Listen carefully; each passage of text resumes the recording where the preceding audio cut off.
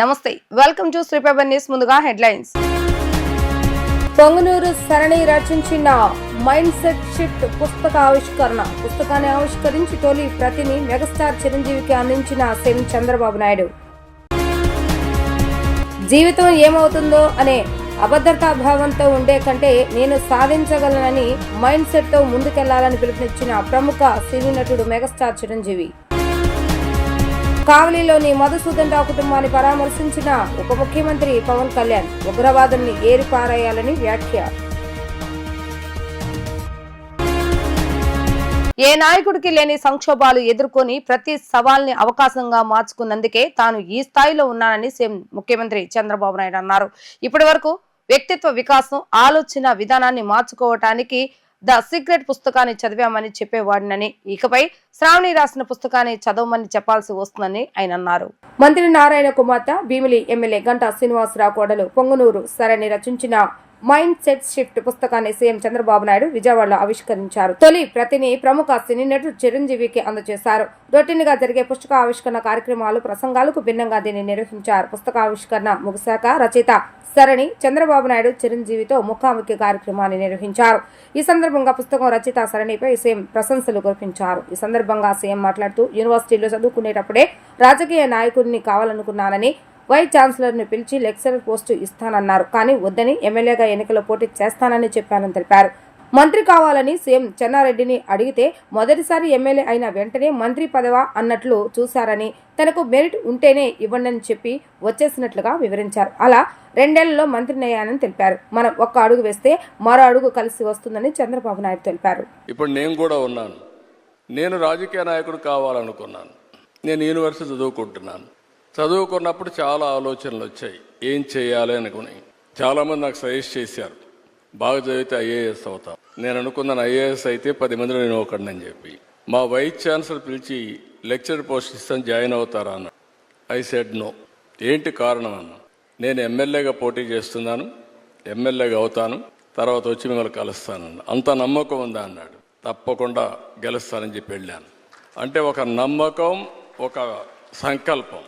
నేను ఎమ్మెల్యే అయ్యాను first time. నేను మంత్రి కావాలనుకున్నాను.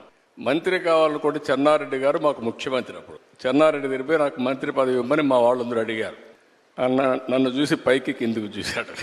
ఎందుకంటే చెన్నారెడ్డి గారు ఎప్పుడు కూడా చాలా స్ట్రాంగ్గా ఉండేవాడు. పైకి కిందికి చూసి, నిన్నటి వరకు యూనివర్సిటీలో ఉన్న స్టూడెంట్గా ఇప్పుడే గెలిచి వచ్చావు, అప్పుడే నువ్వు మంత్రి అయిపోవాలనుకుంటున్నావు, ఇది ఎక్కడ న్యాయం అని చెప్పి కొంచెం ఇచ్చేసాడు. నేను అన్నా, నాకు మెరిట్ ఉంటే ఇవ్వండి, నేను ఎంఏ చదువుకున్నాను, పిహెచ్డీ కూడా చేస్తూ వచ్చారు ఇక్కడికి, మెరిట్ ఉంటే ఇవ్వండి అని చెప్పేసి ఛాలెంజ్ చేసి వచ్చాను.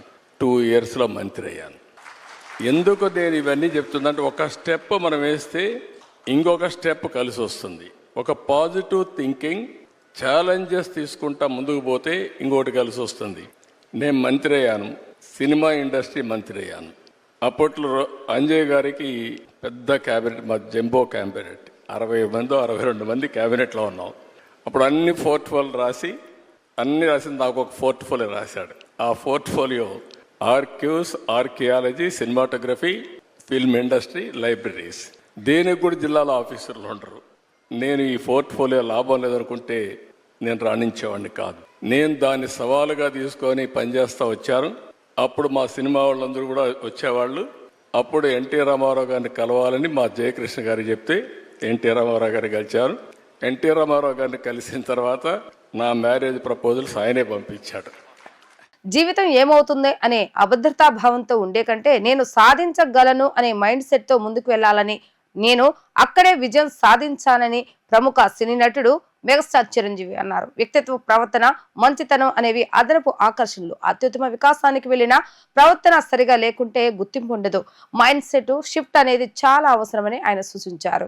మంత్రి నారాయణ కుమార్తె సరణి రచించిన మైండ్ సెట్ షిఫ్ట్ పుస్తక ఆవిష్కరణ సభకు హాజరైన చిరంజీవి వ్యక్తిత్వ వికాసానికి సంబంధించి పలు అంశాలపై మాట్లాడుతూ, అలిపిరి సంఘటనతో చంద్రబాబు నాయుడు కిందపడి లేచారు.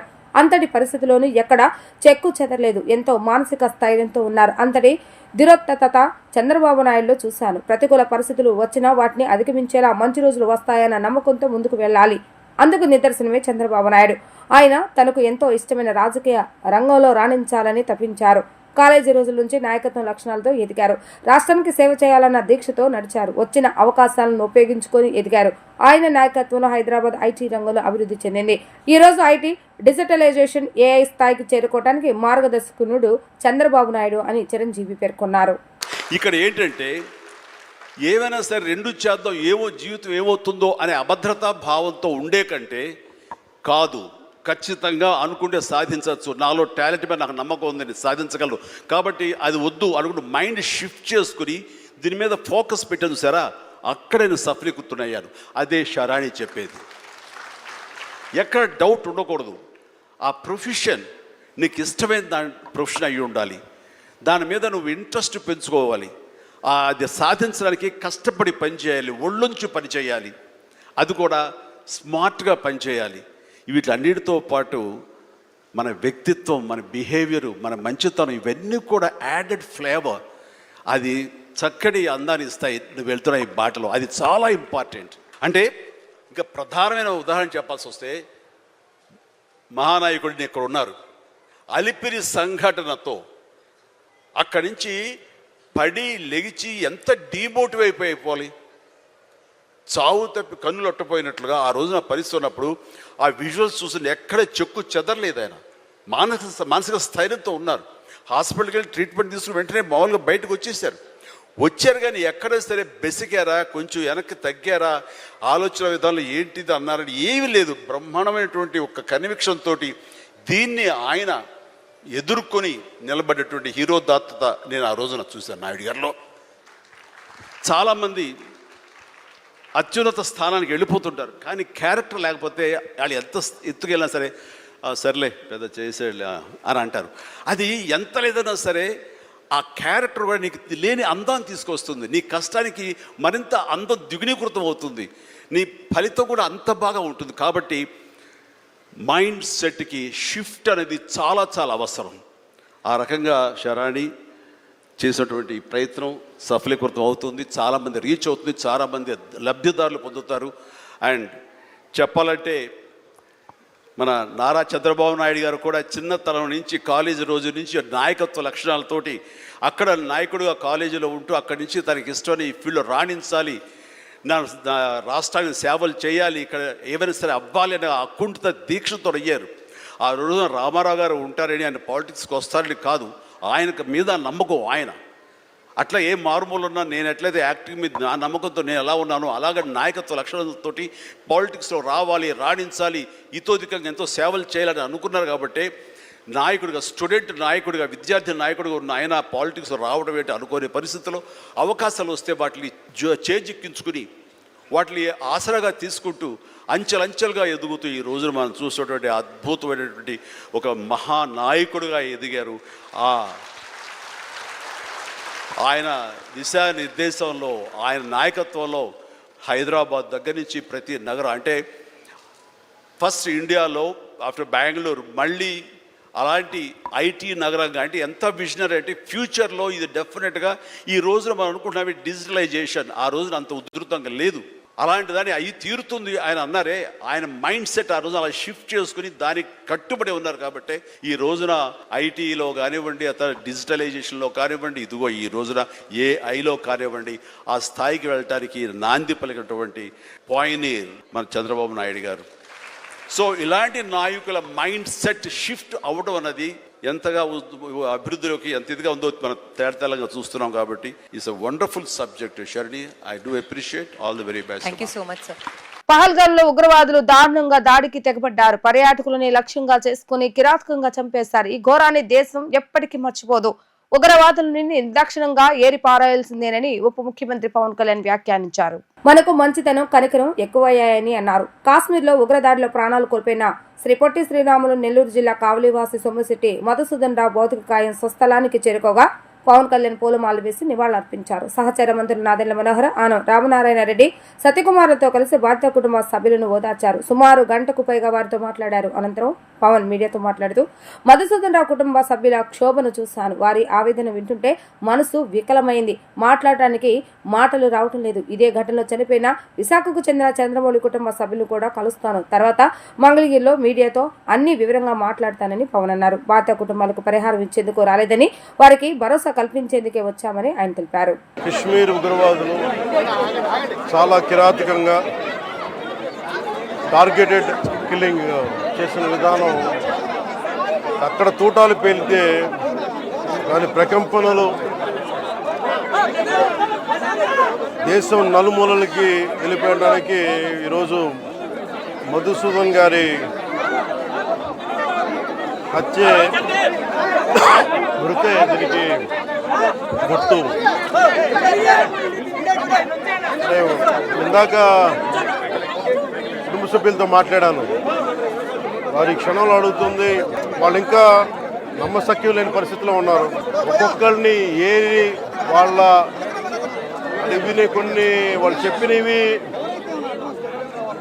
మీడియా ముఖంగా కొన్ని చెప్పడానికి ఇబ్బందిగా ఉంది నాకు.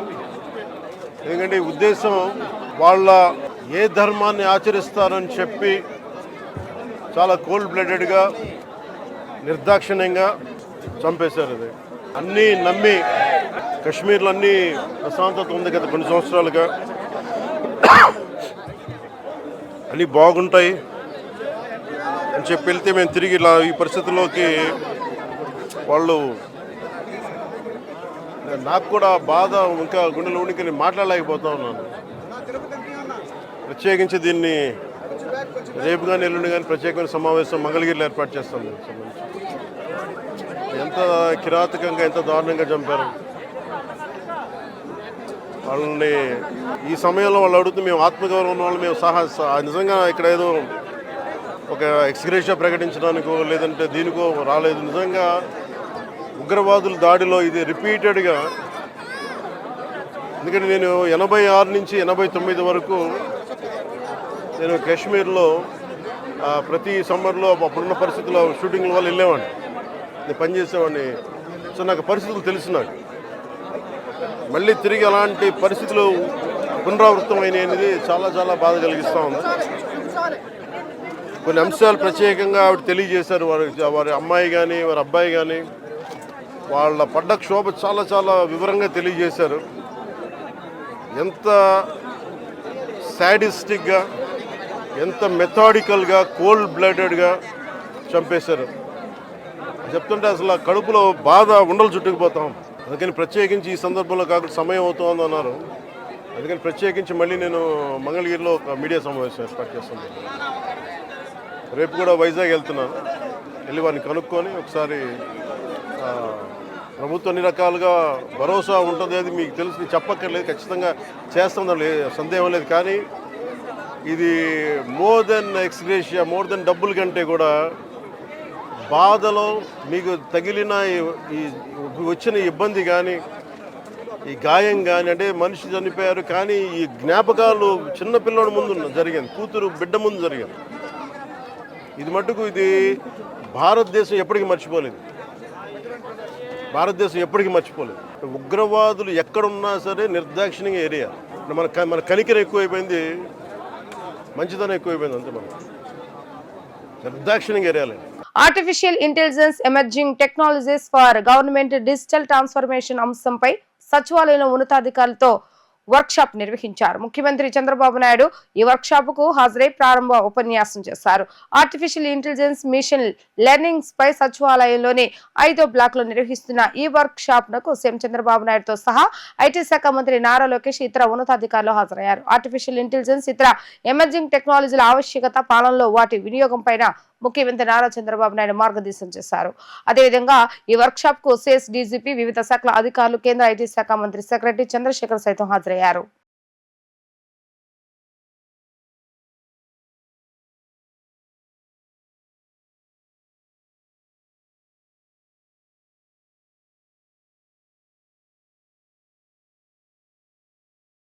దేశ అభివృద్ధిని చూసి ఓర్వలేక పాకిస్తాన్ ఆధ్వర్యంలో ఉగ్రవాదులు ఈ ఉన్మాద చర్యకు పాల్పడ్డారని ఎంపీ కేశినేని శివనాథ్ అన్నారు.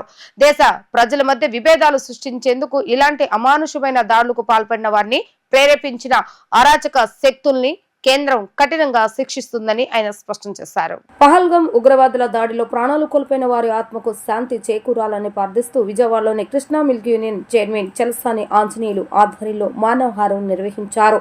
ఫ్యాక్టరీ ఆవరణలో జరిగిన ఈ కార్యక్రమంలో పాల్గొన్న ఎంపీ కేశినేని శివనాథ్ మాట్లాడుతూ ఉగ్రవాదుల దాడిని ఖండించారు. ఈ దాడి పాకిస్తాన్ ఆధ్వర్యంలోనే జరిగిందన్నారు. ఉగ్రవాదుల దాడిలో గాయపడిన వారికి సానుభూతి తెలియజేయడంతో పాటు మృతి చెందిన వారికి సంతాపం ప్రకటించారు. ఇలాంటి అమానుషమైన దాడులకు పాల్పడిన వారిని ప్రేరేపించిన వారిని కేంద్ర ప్రభుత్వం కఠినంగా శిక్షిస్తుందని ఆయన స్పష్టం చేశారు. దేశ ప్రజలందరూ ఐక్యమత్యంగా ఒకటే ఉంటున్న సమయంలో విభేదాలు సృష్టించడానికి ఉగ్రవాదు మోకలు ఈ దాడికి పాల్పడ్డాయన్నారు. దేశ ప్రజల మధ్య విభేదాలు సృష్టించేందుకు ప్రయత్నిస్తున్న అరాచక శక్తుల్ని కఠినంగా శిక్షించాలని దేశ ప్రజలంతా ముక్త కంఠంతో కోరుతున్నారని అన్నారు. దేశ అభివృద్ధిని చూసి ఓర్వలేక పాకిస్తాన్ ఆధ్వర్యంలో ఉగ్రవాదులు ఈ ఉన్మాద చర్యలకు పాల్పడ్డారని అన్నారు. ఇవాళ కాశ్మీర్లో జరిగిన దాడి ఇది నేరుగా భారతదేశం మీద జరిగిన దాడి, పక్కనున్న శత్రుదేశమైన పాకిస్తాన్ ఆధ్వర్యంలో జరిగిన దాడి. దీన్ని ముందుగా ముక్త కంఠంతో మేము అందరం ఖండిస్తున్నాం. ఇవాళ ఇటువంటి దాడుల పాల్పడిన వారిని కఠినంగా వ్యవహరించాలి కేంద్ర ప్రభుత్వం.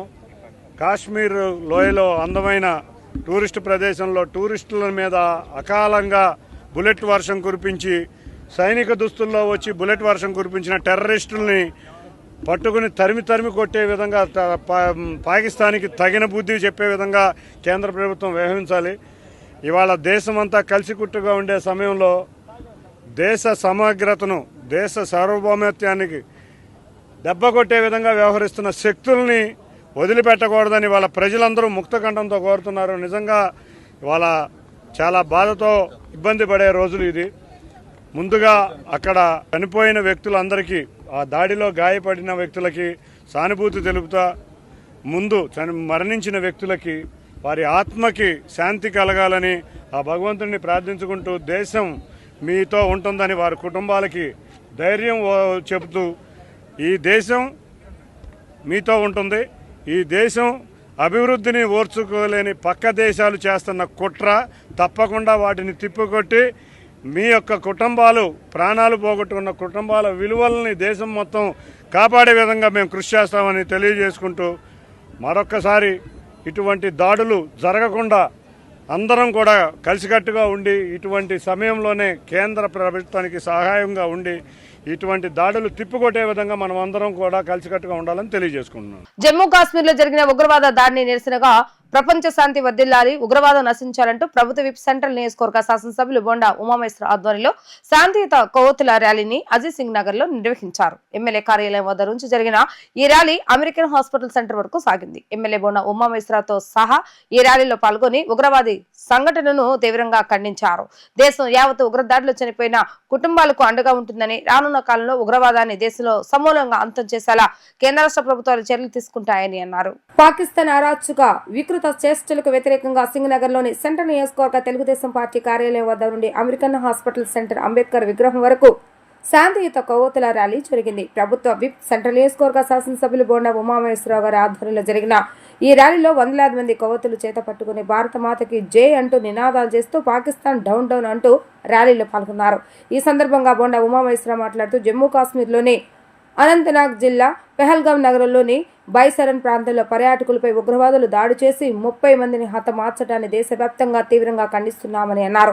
ఇది ఒక పిరికిపంద అవమాననీయ చర్య అని అభివర్ణించారు. పొరుగు దేశానికి బుద్ధి చెప్పే సమయం ఆసన్నమైందన్నారు. ఈ సంఘటనకి ముష్కర దేశం మూల్యం చెల్లించుకోక తప్పదని అన్నారు. ఉగ్ర దాడిలో చనిపోయిన భారత పౌరులకు బాసటగా కేంద్ర ప్రభుత్వం భారతదేశంలోని 145 కోట్ల మంది వారి కుటుంబాలకు సానుభూతి తెలిపి వారి వెంటే ఉంటారని, స్వతంత్ర భారతదేశం మొదటి నుండి ప్రపంచ శాంతిని కోరుకుంటుందని, పొరుగు దేశమైన పాకిస్తాన్ వారి యొక్క అరాచక చేష్టలతో శాంతియుతంగా ఉన్న భారతదేశ ప్రజానికాన్ని ఉగ్రవాదంతో లేపలేని అశాంతిని కలిగిస్తుందని, ఉగ్రవాదాన్ని సమూలంగా అణచివేసే దిశగా కేంద్ర ప్రభుత్వం చర్యలు తీసుకుంటుందని, రాష్ట్ర ప్రభుత్వం సంపూర్ణ సహకారం అందజేస్తుందని బొండా ఉమా చెప్పారు. పెహల్గాంలో జరిగినటువంటి దాడి భారతదేశంలో 140 కోట్ల మంది ఖండిస్తున్నటువంటి దాడి. ఎందుకంటే ఎప్పుడూ లేనటువంటి విధంగా పర్యాటకుల మీద ఇండియన్ న్యూజిలాండ్గా ఇండియన్ స్విట్జర్లాండ్గా పిలువబడే పెహల్గాంలో మరి నేను కూడా గతంలో అక్కడికి వెళ్ళాను. ఎప్పుడు కూడా జరగనటువంటి సంఘటన, అమాయకులైనటువంటి పౌరుల మీద మతం పేరు మీద దాడి చేయటాన్ని తీవ్రంగా ఖండిస్తూ ఉన్నాం. ఎందుకంటే కాశ్మీర్లోని ముస్లిం యువకులు కూడా దీంట్లో ప్రాణాలు పోగొట్టుకోవటం, ఏ ముస్లిం యువకులైతే అక్కడ ఉన్నారో వాళ్ళు పర్యాటకులను కాపాడటానికి మరి ప్రాణాలు వదలటం అనేది దుర్మార్గమైన చర్య. దీనికి పాకిస్తాను టెర్రరిస్టులు ఏదైతే ఉన్నారో విద్రోహులు వాళ్ళే బాధ్యత వహించాలి. కఠినంగా చర్యలు కేంద్ర ప్రభుత్వం కూడా తీసుకోవాల్సినటువంటి అవసరం ఉంది. ఇవాళ భారతదేశంలోకి చొరబడి ఏదైతే ఇలాంటి మారణకాండ చేస్తూ ఉన్నారో దాన్ని ప్రపంచ దేశాలన్నీ కూడా ఖండించినాయి, అన్ని దేశాలు ఖండించినాయి. గతంలో కూడా ఇలాంటి అనేకమైనటువంటి క్రూరమైనటువంటి చర్యలు ప్రేరేపించినటువంటి పాకిస్తానే దీని వెనకాల బాధ్యత వహించాలి. దుర్మార్గమైనటువంటి చర్య. దాంట్లో ఆంధ్రప్రదేశ్ రాష్ట్రానికి చెందినటువంటి కావలి, విశాఖపట్నం చెందినటువంటి ఇద్దరు మరణించడం చాలా బాధాకరం. దీనికి వాళ్ళ పార్టీలకు అతీతంగా ప్రజాస్వామ్యవాదులందరూ కూడా ఖండించాలి. దీన్ని ఒక మతం మీదకో ఒక వర్గం మీదకో నెట్టడం అనేది కరెక్ట్ కాదు. దీన్ని ఒక టెర్రరిస్ట్ చర్యగా, విద్రోహ చర్యగా, ప్రజాస్వామ్య వ్యతిరేక చర్యగా భావించి అందరూ కూడా ఖండించాలి. ఇలాంటి వాటిని సహించే ప్రసక్తి లేదు. ఉక్కు పాదంతో అణిచివేస్తామని కూడా ఈ హెచ్చరిక విద్రోహులకి, టెర్రరిస్టులకి తెలియజేస్తా ఉన్నాం. కొంతమంది వ్యక్తులు కృష్ణా మిల్క్ యూనియన్ సంస్థను అస్థిరపరచడానికి సోషల్ మీడియాలో, వాట్సాప్ గ్రూపుల్లో, వివిధ రకాల మాధ్యమాల్లో గుర్తు తెలియని వ్యక్తులు వారికి కావాల్సిన విధంగా వ్యక్తిగతంగా అభూత కల్పనలు సోషల్ మీడియాలో ప్రచారం చేస్తున్నారని Krishna milk union chairman Chalasani Anjaneyulu అన్నారు. వ్యక్తిగతంగా నా మీద అశ్లీల ప్రచారాలు కూడా చేస్తున్నారని, దీనిపై పోలీసు అధికారులకు కూడా ఫిర్యాదు చేస్తామని ఆయన తెలిపారు. కృష్ణా మిల్క్ యూనియన్ చైర్మన్ తన కార్యాలయం నందు మీడియాతో చలసాని ఆంజనేయులు మాట్లాడుతూ సాక్షి పేపర్లో కూడా 2 సార్లు ఈ అశ్లీల అభూత కల్పనలు ప్రచురించడం జరిగిందని అన్నారు. ఇటువంటి అభూత ప్రచారాలను మా పాలక వర్గం తీవ్రంగా ఖండిస్తున్నామని తెలిపారు. ఇటువంటి దుష్ప్రచారాలను మా పాలక వర్గం చట్టపరంగా ఎదుర్కోవడానికి సమిష్టిగా ముందుకు వెళ్తాం. సాక్ష్యాలు, ఆధారాలు లేకుండా అల్లరిపాలు చేయడానికి ప్రయత్నాలు చేస్తున్నారని అన్నారు. 1,50,000 కుటుంబాలకు సంబంధించినటువంటి ఒక ఆర్గనైజేషన్ ని అస్తవ్యస్తము చేయడానికి రకరకాలుగా ప్రయత్నాలు జరుగుతున్నాయని అన్నారు. ఏవైనా ఆధారాలు ఉంటే మా దృష్టికి తీసుకువస్తే దీనిపై బహిరంగంగానే మేము వివరణ ఇవ్వడానికి సిద్ధంగా ఉన్నామని తెలిపారు. గత కొంతకాలంగా కొంతమంది వ్యక్తులు దీన్ని అస్థిరపరచడానికి సోషల్ మీడియా వేదికగా, అలాగే వాట్సాప్ ద్వారా రకరకాలుగా మాధ్యమాల్లో వాళ్ళకి కావాల్సిన విధంగా గుర్తు తెలియని వ్యక్తులు రకరకాల వ్యక్తిగతంగా యూనియన్ మీద ప్రతిదీ కూడా మేము టెండర్స్ కానీ ఎవ్రీథింగ్ ట్రాన్స్పరెంట్గా జరుగుతుంది. కొంతమంది వ్యక్తులు దీన్ని అస్థిరపరచడానికి లేనిపోయిన అభూత కల్పనతో ఎవరో కూడా ప్రత్యక్షంగా వచ్చి మాట్లాడరు, ప్రత్యక్షంగా వచ్చి నిరూపించుకోరు. దాన్ని సోషల్ మీడియా ద్వారా రకరకాలుగా ప్రకటన చేస్తూ ఉన్నారు. దీన్ని ఏదేమైనా సరే మేము సంఘటితంగా, మేమందరం కూడా పాలకవర్గం కానీ మేమందరం కూడా సంఘటితంగా ఉండి ఇటువంటి దుశ్చర్యల్ని వ్యక్తిగతంగా నా మీద, యూనియన్ పరంగా కొంత వ్యక్తిగతంగా నా మీద కూడా చాలా అశ్లీలంగా ప్రయాణం చేస్తున్నటువంటి ప్రయాణాన్ని మేము ఇప్పటికే పోలీసు అధికారులకు కానీ వీళ్ళందరికీ కూడా కంప్లైంట్ చేయడం జరిగింది. దీన్ని మేము సంఘటితంగా 6 దశాబ్దాలుగా ఏ రకంగా అన్ని అత్యున్నత విలువలతో ప్రయాణం చేస్తున్నాము, మేము అదే రకంగా భవిష్యత్తులో కూడా ఇటువంటి కుట్రలన్నీ కూడా రైతు ఎదుర్కొనగలడు. ఇటువంటి అసమానమైనటువంటి సంబంధం లేనటువంటి వేదికల్లో అశ్లీలంగా ప్రయాణం చేసిన ఒక పత్రిక సాక్షి దినపత్రికలో కూడా 2 సార్లు ప్రచురించడం జరిగింది. అటువంటి అన్నీ కూడా నేను తీవ్రంగా ఖండిస్తున్నాం. ఖచ్చితంగా దీన్ని న్యాయపరంగా కానీ అలాగే చట్టపరంగా కానీ మేము ఎదుర్కోగలం, రైతుని కాపాడుకోగలం. ఖచ్చితంగా యూనియన్ని కాపాడుకోగలిగినటువంటి శక్తి యూనియన్ పాల్గొనడానికి మాకు ఉందని చెప్పి మీ ద్వారా ఇటువంటి సంఘటనల్ని ఆపివేయవలసిందిగా, కావాల్సిన ఏదైనా ఉంటే వాళ్ళు పబ్లిక్గా వచ్చి వాళ్ళకి కావాల్సినటువంటి ఇన్ఫర్మేషన్ తీసుకోవడానికి ఈ సంబంధించినటువంటి రైతు కానీ రైతు పాల్గొసే రైతు ప్రతి ఒక్కరికి కూడా దీంట్లో హక్కు ఉంది. వాళ్ళు వచ్చి ఏమో కావాల్సినటువంటి విషయాలను తెలుసుకోవాల్సిందిగా ఎకనామిక్ యూనియన్ మీద రకరకాల అసత్యమైనటువంటి ఆరోపణలు చేస్తూ ఇటువంటి ఇది లేకుండా అంటే సాక్ష్యాలు కానీ రుజువులు కానీ లేకుండా పూర్ణ ఒక అల్లరిపాలు చేయడామని చెప్పి ప్రయత్నం చేయడం జరుగుతుంది. ఏదైనా వాస్తవాలు ఉంటే మా ముందు తీసుకొస్తే దానికి వాస్తవాలు చూసి దానికి తగ్గట్టుగానే మేము దానికి సమాధానం ఇచ్చేటువంటి అవకాశం ఉంటుంది. ముఖ్యంగా కృష్ణా మిల్క్ యూనియన్ దాదాపు 150,000 కుటుంబాలకు సంబంధించినటువంటి వ్యవస్థ అయితే ఒక ఆర్గనైజేషన్. దాన్ని అస్తవ్యస్తం చేయడానికి అని చెప్పి రకరకాలుగా ప్రయత్నాలు జరుగుతూ ఉన్నాయి. దాన్ని ఎదుర్కోవడానికి మరి అంతా బోర్డు అంతా కూడా ఏంటంటే మంచి పనుల కోసం చెప్పి బోర్డు వాళ్ళ రైతులకి పాడి రైతులకి ఎక్కడా లేని ధర ఈ రోజున ఇవ్వడం జరుగుతుంది. అలాగే బోనస్ సంవత్సరం 3 సార్లు ఇస్తున్నాం. రకరకాల వెల్ఫేర్ యాక్టివిటీస్ కూడా మరి బోర్డు చేయడం జరుగుతుంది. ఏంటంటే వాస్తవాలు తెలుసుకోకుండా వాళ్ళు కొంతమంది ఇంతకుముందు దీంట్లో పనిచేసిన వాళ్ళు కానీ రకరకాల ఆరోపణలు చేస్తున్నారు. ఆరోపణలన్నీ కూడా అవాస్తవాలు. ఏదైనా ఉంటే మా ముందుకు తీసుకొచ్చినట్లయితే బోర్డు దృష్టి తీసుకొస్తే అవన్నీ కూడా నిజాలు తెలుసుకుని ఆ విధంగా కూడా ముందుకెళ్తాం. కానీ ఇటువంటి ఎందుకంటే ఇది రైతులకి సంబంధించింది, రైతుల్ని ఇబ్బంది అయిపోయేటువంటి పరిస్థితి కలెక్ట్ చేయకూడదని చెప్పి కోరుకుంటున్నాం. పహల్గంలో ఉగ్రవాదుల దాడిని నిరసిస్తూ ఈ దుశ్చర్యలో మృతి చెందిన వారికి సంతాప సూచకంగా జనసేన పార్టీ మౌన దీక్ష చేపట్టింది. ఇందులో భాగంగా మంగళగిరిలోని పార్టీ కేంద్ర కార్యాలయం వద్ద శాసనమండలిలో ప్రభుత్వ విప్ పిడుగు హరిప్రసాద్, నెల్లిమెర్ల ఎమ్మెల్యే లోకం నాగమాధవి మృతులకు నివాళులర్పించి మౌన దీక్షకు శ్రీకారం చుట్టారు. ఈ కార్యక్రమంలో AP MSIDC chairman Chilpalli Srinivasarao, party నేతలు శ్రీ కళ్యాణం శివ శ్రీనివాస్, మండలి రాజేష్, శ్రీ బేతపూడి విజయశేఖర్, గంజి చిరంజీవి, రావి సౌజన్య తదితరులు పాల్గొన్నారు.